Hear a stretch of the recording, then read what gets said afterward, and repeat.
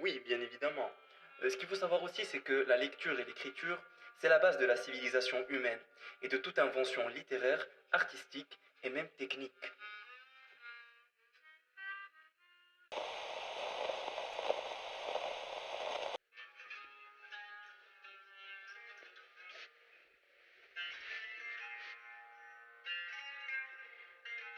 هل يعقل؟ هل يعقل أن تكتب حروف لغة الضاد على ورق مطبوع؟ كلا، علينا حماية لغتنا من كل عامل دخيل.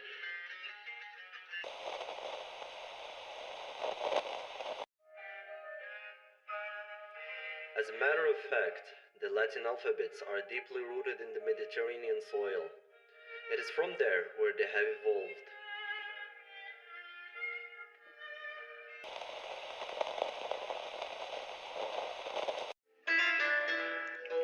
Por supuesto, hay grandes libros en el mundo y grandes mundos en los libros.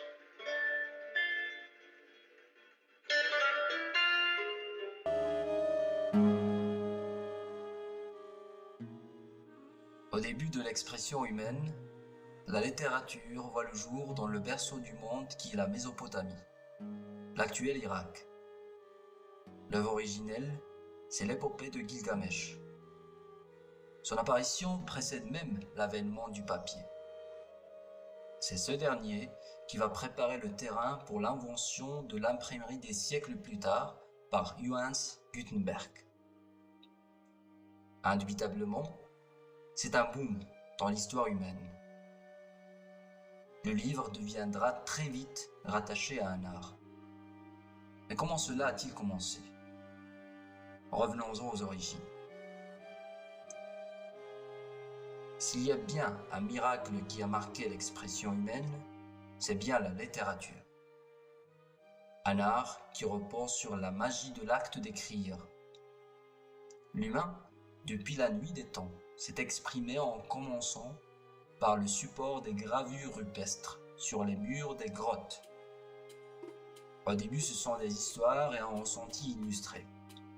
Puis un changement radical survient subitement après l'apparition de l'alphabet.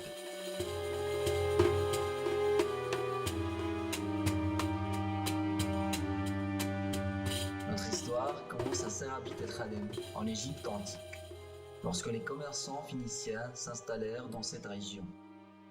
Dès lors, leurs besoins furent très vite traduits en cette invention qui révolutionnera la face de la Terre, l'alphabet. Une invention qui sera exportée vers l'autre rive et qui adoptera multiples aspects, tous plus différents les uns que les autres. L'identité de chaque culture déteindra sur cette invention. L'alphabet latin que nous utilisons dérive de l'alphabet grec qui dérive lui-même de l'alphabet phénicien. Pour exprimer la prononciation A, les Phéniciens utilisent la lettre Aleph, symbolisée par une tête de taureau, en référence à une divinité nommée Alouche. Prenons un autre exemple, la lettre R, représentait à l'origine la tête des Cananéens. Ces lettres qui étaient gravées dans l'argile ou encore la roche adopteront après quelques siècles un nouveau support. C'est le papier du papier, le papyrus. Plusieurs siècles plus tard, c'est le parchemin qui tiendra ce rôle, dans le monde occidental en tout cas. Dans le monde arabe, c'est une autre histoire. Le papier est un butin de guerre chinois qui ne sera pourtant pas assez exploité dans la société arabe, à cause du purisme. Mais on n'est pas encore au stade du livre. En effet, il faudra attendre l'avènement de l'imprimé. À partir de ce moment, plus rien ne sera le même.